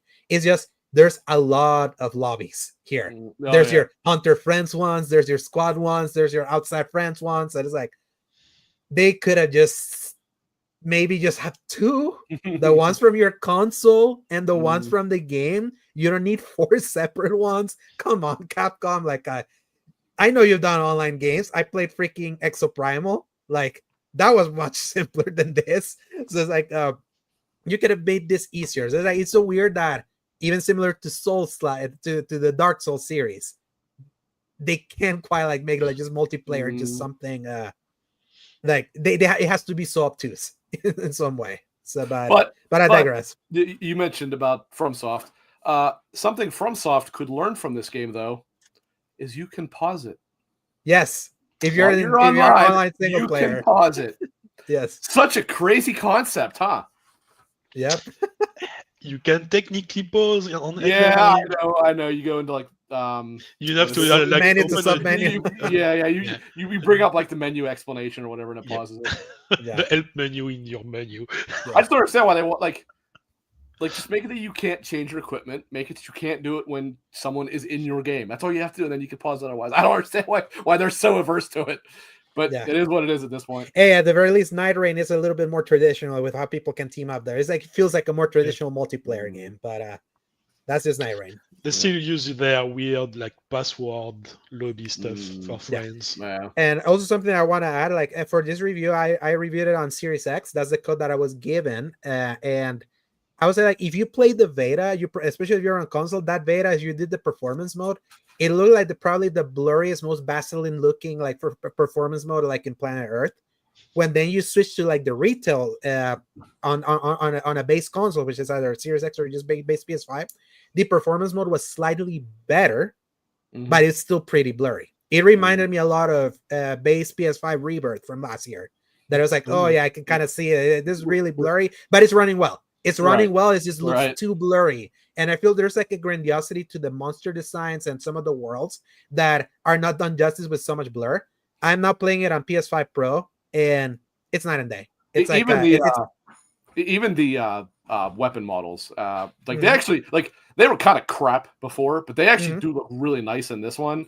There's like great design. There's great design. That starting greatsword actually looks really cool. The starting greatsword in World looked ridiculously stupid, but the starting greatsword in Wilds looks really cool. And it's like when you nuke the resolution on that, you lose all the detail as to what actually makes that a cool looking weapon, right? And it's like that might sound like nothing, but the reality is it is the art design of the game, and you are losing what makes makes it worth it. By the way, I see Luke said that but the pause button is ridiculous to get to by the UI. Kinda yes. Go to the shortcuts. I don't think it's that bad. And here's the thing. You can add the pause button to like your shortcut things from the L1. You can add a pause button, just like L1, like the stick, and boom, paused. if you want to add like don't have to be like press and start, move all the way to the right where it says pause game. So even then, there's some things that even through shortcuts they've kind of really thought about. Even though you would think a pause button would be a pause button, you just press the start button. So the menu, like for me, that always been the most scary stuff in Monster Hunter. It's the amount of menus. And like you can put everything on There's shortcuts. nested menus in that game too. Nested, there's a lot. But yes, you can streamline it yourself. Like it's really customizable. But to do so, like you have to learn them. You have to learn. Yeah, right. You have to learn how to do it first, and for that you have to try. It's almost like playing an MMO where you had to learn how to create your macros in order to do things. Yes. It's actually very MMO like when you think about that menu complexity when you really mention it. So, all right. Anything else you guys want to say about Monster Hunter or what? I would say like if you've never played a Monster Hunter and you've always wanted to try it, this is the one. It's a good start. It's a good start. Yeah, and I would even say like it's very similar. Like Elden Ring, I thought it was like one of the better kind of like onboardings of a FromSoft game that then would make you get it. And then if you were back to the older ones, it would be final. You would grasp the system, so it would actually feel like you get it. I feel this does the same. If you play Wilds, maybe you can go back and yes, you may not have focus mode, but at least you would understand more of like the flow, and it will make you enjoy it more. Like I did not like Rise. Yeah, I did not like Rise when I tried it. Playing Wilds and then going back to Rise, that helped, and I was like, I actually kind of get it now with Rise. I see, and I would even say like there's a snappiness to Rise that it's even better than Wilds in specific areas. Like if you want the fastest feeling Monster Hunter, I would actually say Rise is that, but it also comes with a very tough onboarding. Start with Wilds. Wilds, I highly recommend as your first one. So don't get scared by the hardcore like concerns right now. Though those hardcore concerns are valid, and I feel that's opinions that need to be revisited when we get to Title Update 1. When they add the new monsters, if it's still easy, I feel like the pitchforks will be like worth like lifting, because be like, hey, come on, like if this is like you're adding stuff and it's still not easy, that's gonna be tough if you want to keep this more as a more engaging game, like to play over time. So they did say that whatever that monster is that they're adding in April, whatever he's called, that he Mitsusune or something like that. Yeah, it's like some like sea dragon looking thing. They did say that he is a good bit more difficult than even the tempered ones, and I did see even the people that were complaining said actually the tempered ones were tough. Yes, they might not have been as hard as some of like Ice that's where where you start like the hardcore started feeling a little bit of the difficulty that they were used to, but tempered ones like are like Hunter rank 20, like in there's only 4 of them, I think, right? Isn't that? Yes. I think that's what I saw. Which that's kind of a bummer. Like maybe they need to work on getting more tempered ones in there because they're just harder versions of existing monsters, correct? Okay. Yeah, like a harder Rathalos, a harder Canatrice and things like that. So they probably need to, like in between the major updates, maybe they should work on getting more tempered monsters into there to kind of get. If they do that, UNC might do a pretty good job. Kind of extending the branch. I actually had because in my review crew was Tom Marks from IGN. So like he was kind of telling me like the history of the updates, and it feels like it's following the same cadence as World every 2 months. So obviously like we got in April is when the title update is, and then summer is when the next one is, but summer's pretty close, so that may be June or July, and then like an expansion would happen the next year. We'll see if that continues, and we'll see if they really dial in. And I think what I find funny is that immediately after the reviews hit, like Capcom was like so eager at talking about their title updates, like so like detailed that I was like, they probably already feeling. They're already feeling. They're trying to get ahead of it. Yeah. Yes, they're getting ahead of it, and that's good. They know their franchise, they know their players, and like for myself, I trust them that they will. Like you said, they really want to onboard more people, give time to people that the new people that onboard to get their gear up to snuff for the higher ranks, and then just kick them in the teeth like with those updates. I personally feel that's like the perfect like time to do it, because you're onboarding everyone right now. Everyone knows that this game is not one that you're gonna shelve. It's supposed to be. It's a live service, but not really. They're not treating it as one, and obviously it has the bones of one based on like how we see live services kind of operate now in this day and age. But it's like it's following the normal trajectory. Launch game, then the updates that stuff come in, and then eventually a new expansion. I feel if they're gonna be like easier, this is the time. but then please kick us in the teeth whenever those updates come in, because now everyone will be kind of ready. So, and other than Dragon's Dogma 2, which was my only real disappointment with Capcom this generation, I feel Capcom has earned its trust for me, like this entire gen. Like they're hitting in high cylinder with almost everything that they released. Sure. Even a miss like Exoprimal, because they have earned so much goodwill. I feel they have enough in the tank to kind of like empty it. So it's like, okay, some missteps here and there, but it's like not enough to be like they're not on my shit list like Sony, let's say. Right. What also helped with something like Exoprimal, it also helps that it was like that was pretty clearly an attempt at something new. It wasn't like they took something that already that people love, that people liked and ruined it. Right? They're like, all right, let's try something new. It didn't work. Okay, whatever. We'll move on. Yeah, let's not waste a remix studio and a God of War live service. Right. Right. So basically. All right, well, people, I'm a main PlayStation player, but gosh, I think I have a fellow soul here in Rick that, man, if people would see our DMs. My fury towards PlayStation is unbridled right now. Yeah. Yeah. So, but yeah, that's pretty much Monster. Go read my review over at seasongaming.com if you want like a newbie perspective on it, and then go read the hardcore ones, and then you make your choice. It's still one of the highest rated games of this year. It's right now my favorite game this year. I don't feel as strongly for Game of the Year as I did something like Reavers last year. When I played that, I was like, this is going to be hard to beat for me. It's like, okay, this is it right now for me, but I can see it be the throne pretty soon. But so far, it's the most fun I've had. So, me personally. So I did have a couple other little news notes here. You want to talk about Warner Brothers? But that's on it, but just wait. We don't have to go as far into it, obviously, as we did with Monster Hunter. But yeah, that is one of them. Yes. Basically, I really simplified it when I wrote. I basically put Monolith and company closed. WB sucks. Yep. Good summary. That's a pretty good summary for a complete fire of a company. The reality is, if you looked at who WB owns, you could make a pretty fair argument that Monolith was number one, if not maybe number two. NetherRealm best developer. I would argue yes. If you consider their ability to make diverse genres, I would say they're easily number one because everybody else is pretty specialized in one or the other. And Monolith have made excellent first-person shooters. They made a wonderful third-person action game. They got. I mean, I don't think they were that poor of a choice to make this Wonder Woman game, but it does. But from what I'm reading, it sounds like they were trying to find a way to fit the Nemesis system into it and couldn't. And I can understand that. I don't know how you would really do that very well, but it's like this guy who's running Warner Brothers Interactive or whatever it is. Yeah, David Haddad. He is worse than Jim Ryan and Phil Spencer combined. Like who put this guy in charge? Yeah, think about it this way. He joined WB in 2015. That year, Luke's favorite game of all time, Arkham Knight, came out. And even then, 2 years later, they still got Injustice 2 out, and they got the Shadow of War out.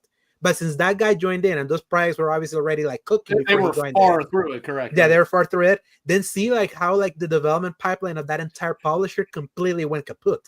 That it was like then WB Montreal 9 years like to release Gotham Knights, which was okay. I enjoyed it because I was so starved for a Batman game that I was like, in 2022, a truly dry year for games, besides like the two big spots that were Elden Ring and God of War Ragnarok at the beginning, at the end. I was like, I'm so starved of anything, and Horizon kind of got screwed there, but that was also the beginning of the year. But Gotham Knights was like, I remember enjoying it just for the fact that, gosh, it's been so long since Arkham Knight. I just need something in this world. I'll accept this game even with its garbage, like the progression system and things like that. The problem was you could tell that the issue with like Gotham Knights specifically, that was such a failure of leadership because there was a decent skeleton there that unfortunately they threw battery. The story's acid. Great. They threw battery acid on the flesh and melted it all away, and it was left with nothing more than this skeleton. So I wanted so much to like Gotham Knights, and I didn't. But it's like it was right there. If you just had some smarter decision making in this, as well as not completely horrendous technical aspect of it, That would have been a good game. And instead, it was so obvious that one was because of terrible leadership. Yeah, it's and that's a game where you see a skeleton of a live service because they left all the live service style like UI, the live service style like currencies and all of that were left kind of like in the game. It's just ended up not being like a live structure is totally a live service. Yeah, you go to the Belfry, then you go out the next day to do whatever, then you go back to the Belfry again. Right. That's such a live service structure. It's obvious. But then if you see the story beats, the actual missions of that game, after you're done with like the grindy stuff, explore the city, find specific like find the specific villains to then add progression that then unlocks that mission. Like take that out, just do like remake that game into just be like you can go mission to mission to mission, no problem. There's a good game there. There's actually a good game with a good story there, and it just got massacred for a game that was clearly made by indecisions that happened. Like, how do you take so long to put out a Lego game? Like what happened with Skywalker Saga, like around that time, also with Hadad, when you're getting Lego games like nobody's business every 1 or 2 years. Suddenly, the Skywalker one took like 5 or more to come out, and then it was kind of like buggy in a way that some Lego games were. I still like that game because I like that game. Actually, I don't care for the Lego games typically, but I actually did like that one. Yeah, because I love how they took the piss out of the sequel trilogy. It's made it like it's the only way that I can watch Last Jedi and Rise of Skywalker and feel good.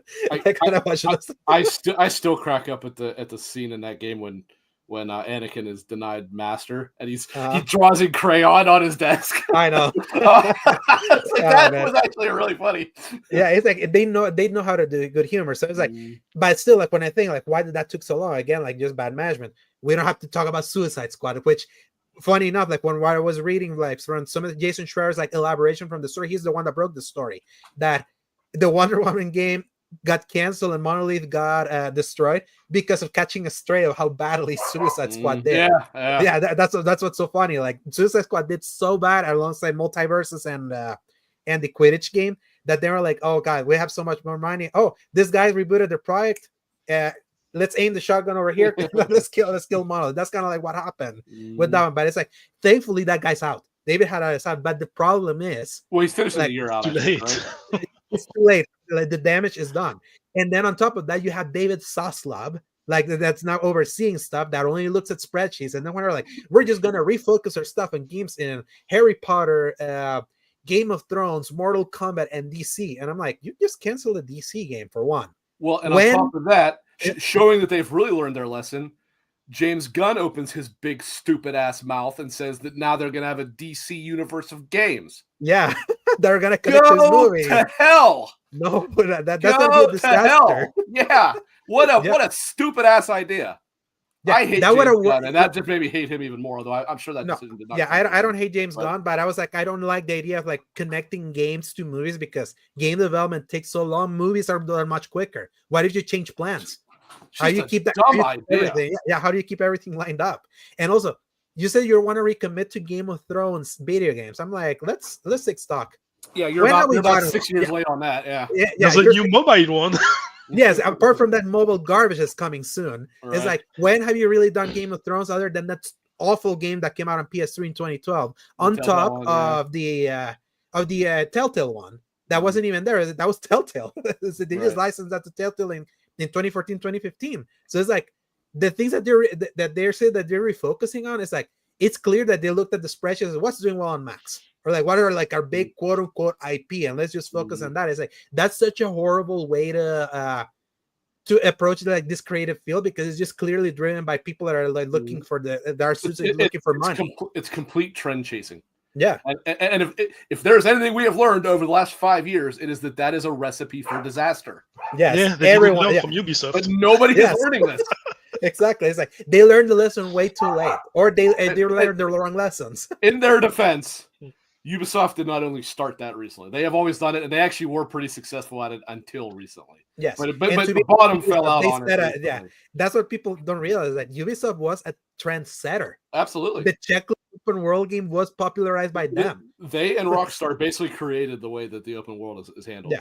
But specifically Ubisoft, the one that's more about a checklist. That kind of like that kind of like dopamine, let's just clear maps and all that. That was not Rockstar's thing. Like Rockstar was more about let's screw around with the world and see how we can how far we can take the stars or like do cheats or like the pandemonium that you can get. Like Ubisoft was more about adding that little checklist structure that everyone but their mother copied, and then everyone then suddenly disdained that kind of open world. That then Elden Ring and Breath of the Wild came in like no check marks, and everyone was like mana from heaven. Yeah, instead Breath of the Wild just gave you nothing to do all day.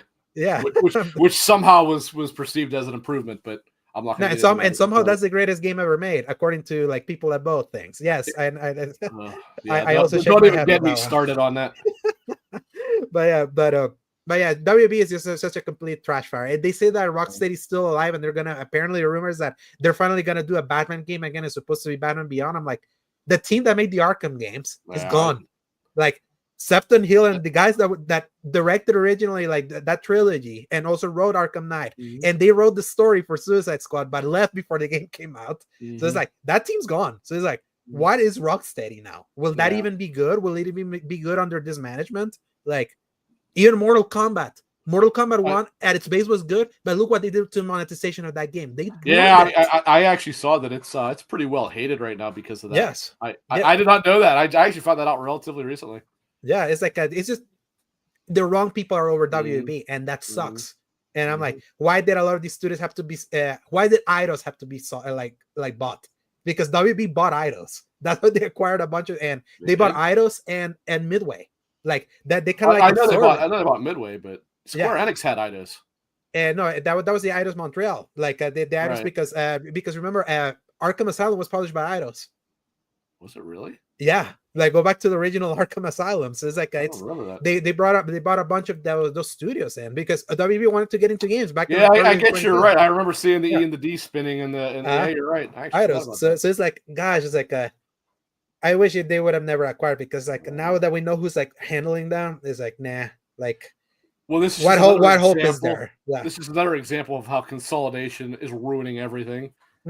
As if we needed more examples of that.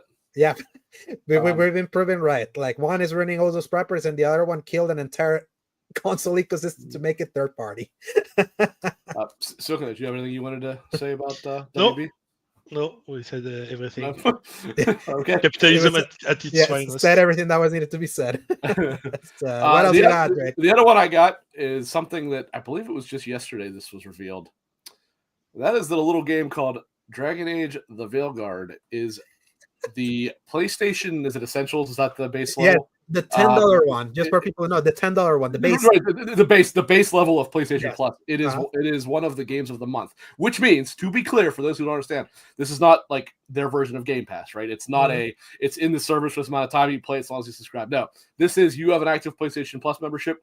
So long as it's active, this game is yours, right? Yes. Because then the other one can rotate games out, and then you don't have access to those. This one, you have 1 month to claim it, but once you claim it, so long as your PlayStation Plus membership is active, you own it. So this is like if you were to put it in Xbox terms, this is what used to be games with gold back in the day. Except games with gold, except not garbage, right? Yes, and games of gold copied it from PS Plus because PS Plus was the first one doing it. I was a very early PS Plus adopter, so I same. I think I actually might have been day one, and if not, it was very close to it. But anyway, that is, unfortunately, signs of really how poorly it did, which is a shame because I really don't think it's as bad as it's made out to be. It has its issues. Yeah, it does have some pretty horrendous writing, but it also has some decent writing. And actually, like the combat, I feel it's a technically sound game with fun. It's extremely good technical. Yeah. It's very well done. And actually, you know what? Everyone, and rightly so, is always bitching about stuff releasing not finished. Nowadays, was it this game released in about the most polished state you possibly could be released in? It had a couple bugs, but the reality was they fixed it pretty fast. And do you remember how previous BioWare games used to launch too? It's like for BioWare, it was super. They were a disaster. I think was it well, certainly Andromeda was a mess when it launched, but even 3 was in a pretty bad state when it launched, if I remember correctly. Like it had a couple of bugs. There's like there were some major like game halting bugs, if I remember correctly, in 3. Maybe I'm wrong, but I thought I remembered that. Yeah, I think the tech problems happened more when they switched to Frostbite with like Inquisition, and even worse with Andromeda and Anthem. But I think like this was in perspective what EA meant when they said 1.5 million players when they were talking about kind of like what its performance was. because it's like if you're just seeing players and and like if you were on PC, you could play this entire game. If you were on EA on the EA Play Pro, that is like $19 a month or $18 a month, whatever that is. So it's like, oh man, that means this didn't sell at all. And I don't know for sure if this was counted in that, but I assume it was. If you bought it on Steam, you always had 2 hours to return it to. I assume that's still if people that did that, which maybe nobody did, but I'm sure somebody did. I imagine that counted in the player count. Yeah, because I know that they were trying to vount that the fact that they had the strongest Steam launch of any EA game, because like ever since they were like, no, we're no longer just forcing everyone to just EA Play, let's do Steam. It had like 70K. Obviously, when you think about that, Monster Hunter is doing 1.3 million like concurrence at a certain point. Now looking at those 70K looks weird, but also I feel like you have to really separate that. Just because something has like 70K is not a complete disaster or something like that. It's like you have to look at it at different levels. But they were flaunting that, but then it's like it really felt like the sell treasure of that game really fell off. It sold great out of the gate, and then it just fell on its nose. That was the problem. Like you remember when it launched in October, it actually was like the number 3 best-selling game in October, and it had one day. But then it didn't sell at all after that. Yeah, it dropped like catastrophically hard in November. So. And again, to be clear, I like the game. I am not the biggest Dragon Age fan, but I was like, you know what? I actually kind of like this one. I didn't think I'd like the combat, but I do. I like the design of the world. It's obviously very different from what Dragon Age really is, but clearly this is a case where the consumer base spoke, and about more than one thing, I'm sure. But they did speak in this case. Yeah, to me, it's kind of wild to think that Dragon Age Inquisition actually sold 12 million copies, like overall. Obviously, it's been 10 years in the market, and I can really see maybe this is a sign that maybe people bought into the hype that was 2014's Game of the Year. Hey, I heard this game got a Game of the Year. Let's play it. And then they played it. I was like, this kind of sucks, or this is not good as a Game of the Year. Aside from Overwatch, it might be the worst Game of the Year winner of all time. Yeah, it's a clear sign of what a weak year 2014 actually was. Besides Shadow of Mordor, which I really liked, and I was a big Destiny fan. That was like my actual Game of the Year in 2014. Did that release in 2014 originally? Yeah, the original base, the vanilla 2014 Destiny, because it was like I really love that game. But think about that, and then I was like 10 years of people festering on that. Man, we probably got duped with this thing winning, and it's probably not as great as when you really think what Game of the Year means. You wait 10 years. It looks like that, completely different from what it was. People don't know what Dragon Age is anymore because it's been a decade, like almost and almost like 3 presidential elections, like separated within it. It's like just to put it in perspective, how long like the time was. Like it had no resonance. So even the hardcore Dragon Age, we're like, that's not my DragonAge, right? And besides the whole problem is the people who they needed to retain, they didn't. And in attempting to get new people, they didn't. So it just kind of fell on face. That said, outside of Origins, I think it's the best of the series, but I know that is not a commonly held opinion. I know my fellow podcast co-hosts would like highly disagree with that, but not in Origins. He thinks Origins is the best one too. Yeah, so. Everybody does. I mean, that's almost an objective truth. Exactly. And Silcanit, do you play this one? Like, I finished it. I really loved it. Like, I'm in the opinion that the writing is not as horrendous as people tend to think it's horrendous in specific moments, not overall. Yeah. A couple interactions, sometimes that are a little flat, but it's not like it was very much a victim of the internet. I finished it, and for me it was like the equivalent of a Marvel movie. That's what I heard too. Yeah, it's like a good entertainment. Yeah, you know what you're in for. You have like a good plot twist at some points, especially at the end. We got a Dragon Age 2 truther in the chat. Hey, I appreciate there's people here. They also like ketchup and chips. So. We knew Ellery held that opinion. I think Ellery might be the only person on Earth that thinks that, but they are more than welcome to feel that way. Yeah, hey, I respect everyone to like stand on anything. And and I really love the combat. And like that's what pushed me to finally play the Mass Effect trilogy in January. Oh, you had not played it before? Oh, wow. No, I didn't. It's it came out at a period where I was not really gaming at that time because like I had other stuff going on and not the money. So I passed right through it and never. It's the backlog. You know how the backlog is. Yeah, I know. Yeah. It's getting bigger and bigger by the day. Yeah, I know that. Always growing, and I just don't understand the reviews that said that the combat was boring and always the same. Like it is always the same. It was never boring to me, and especially when these people are fans of the Mass Effect franchise. It's like that is pure action. 10 minutes of Mass Effect, and you have all the combat of Mass Effect. Like, yeah, I mean, I don't think that comparing the combat to Mass Effect's an untrue thing at all. I actually think I think it's almost like Mass Effect combat if it's more melee focused in a lot of ways. Literally in the way the wheel works. It's Anthem combat without the guns. Like, yeah, they like, to be fair with BioWare, like when it comes to actual combat, they've gotten better and better. Like they really have. They absolutely have. Yeah.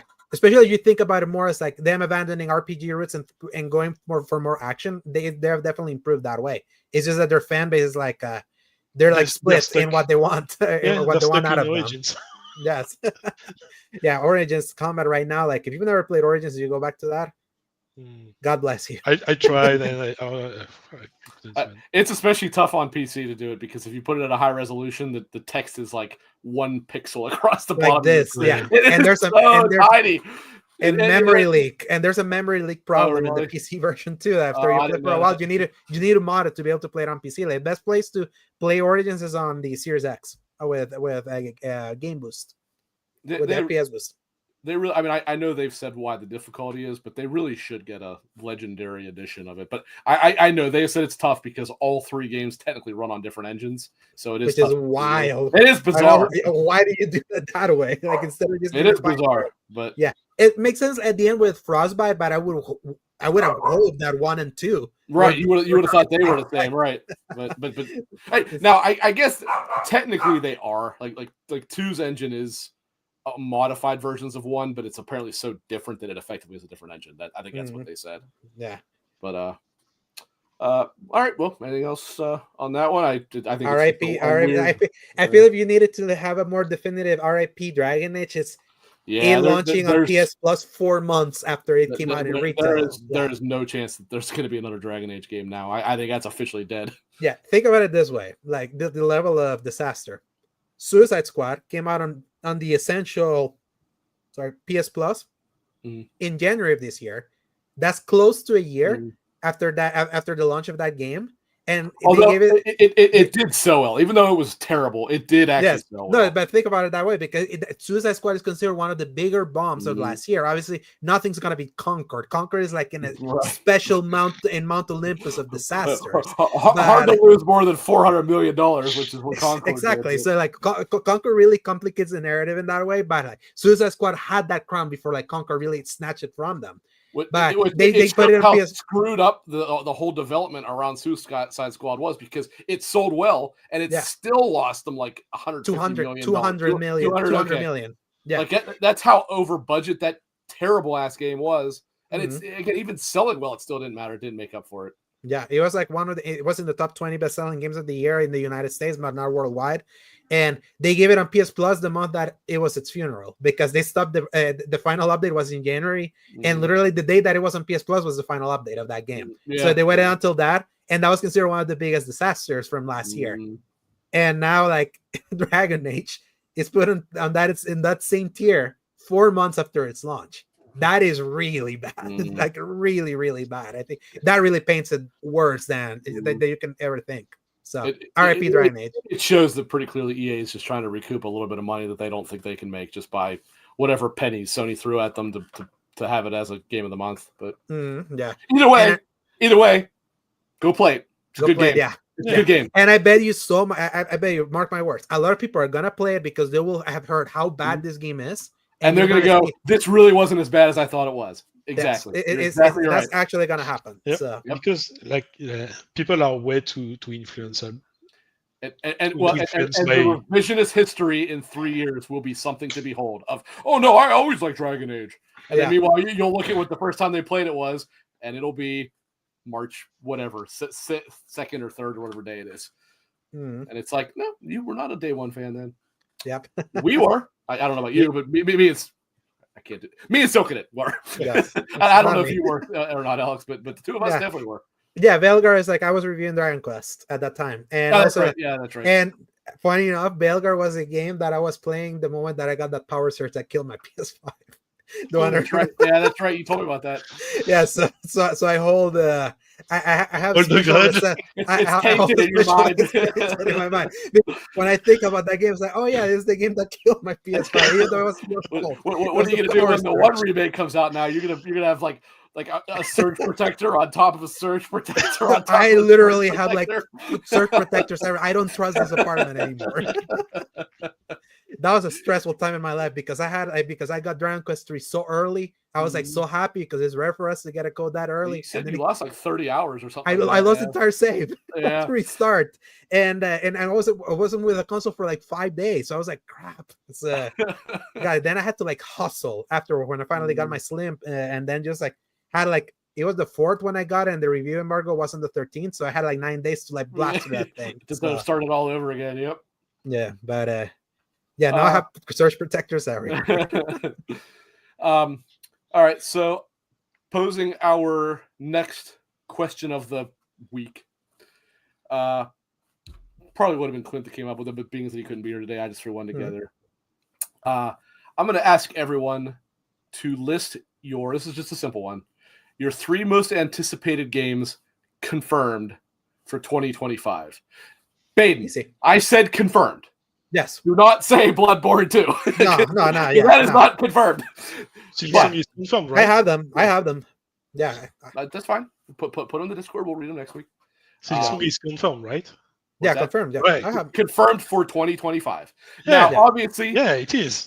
Like Grand Theft Auto counts, right? Even though there's debate as to whether it's coming out, the publisher says it is coming out in 2025. So that counts. Right now, as of February 28th, when we're recording this, we're live streaming this podcast. Strauss Selnick said that it's still like fall 2025. So right now it counts. I actually believe replaced that. Also.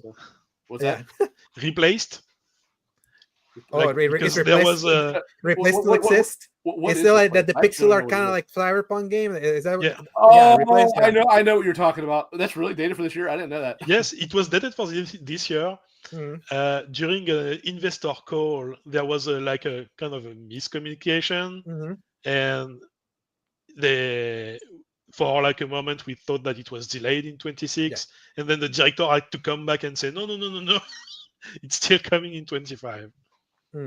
But now, are we saying the game now, or is that for like the next week? No. Put it in the Discord and we read it off. Like I haven't put it in yet, obviously, because we're on the show. Okay. As soon as it's over, I will post in there. There's actually a channel in the Discord called Question of the Week. I'll post the question, you answer under there, and then we'll read it off next. Because week. I had mine ready, but I was like, down boy, hold on, don't say it now. Yeah. So there's only one thing left. It's something that my other typical co-host apparently has forgotten. Silcanit, would you like to go first since you brought us a yes. this week? Would you like to go first? Or you want to go second today? Yeah, I can go first. I want to hear that. I want to hear what the good luck gods say right now. You find beauty in ordinary things. Do not lose this ability. Yes. Beautiful. Oh, that's very cute. That describes me a lot because I tend to be very positive about things. Like I always look in the good. So I like that. and I live in the blackness of the maelstrom, and I am miserable. Yes. You're living in a complete, absolute dumpster of misery. Just based on our conversations. Many opportunities are open to you. Seek them out, and I am pretty sure I've had that before. That sounds very familiar, so I'm almost positive I've had that same one. Yeah. I'm not seeking them out. Leave me the hell alone. Yes. All right. Well, on that note, we've been running fairly long today. So, Silcanit, start with you. Tell people where they can find you. Well, you can find me if you search Silcanit on Discords, like XCP, Trophy Room, 61 Indie, and on Blue Sky, Silcanit too. Alex, you certainly got somewhere else that you could advertise. Yes. Oh, yes. You can find me on Twitter at @A_Segovia. You can find me on Blue Sky at @Segovia. And my current writing over at seasongaming.com, where you can read my reviews for Eternal Strands and Monster Hunter Wilds this year. And I've also wrote an editorial around the PC release of Rebirth, kind of like looking back at that game a year before. And then I also contributed to like the technical side of the PC version, kind of like we did it with 3 people. So you can find my thoughts of my experience with the PC version. And we also did our 10 favorite games of all time, like with the entire staff. You can go read it over there. And you can find me at my own podcast called The X Button that posts every Fridays at 10 a.m. Central Time, God willing, depending on like if the internet is working or if I had my thumbnail ready. Like I co-hosted right now with my good friend Paul, who is right now kind of like intermittently a host because he's not a father, so he kind of has to do that. And then Don Lionheart from SG, which has made my hair go white with some insane takes. Last weekend does have some takes, man. There was some takes.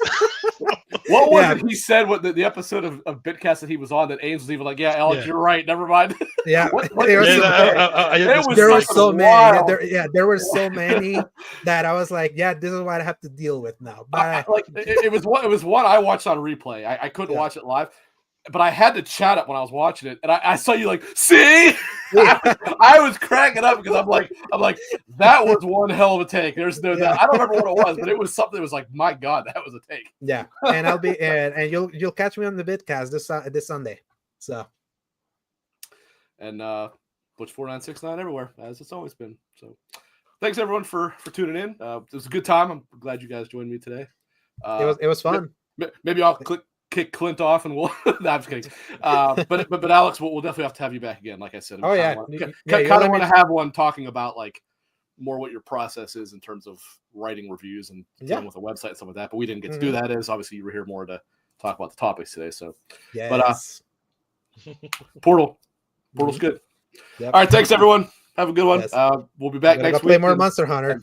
Clint will actually be here in his new. Get me when Clint is here. I want to meet him. Finally. Yeah. Bye, everyone. Bye. Hasta la vista, baby.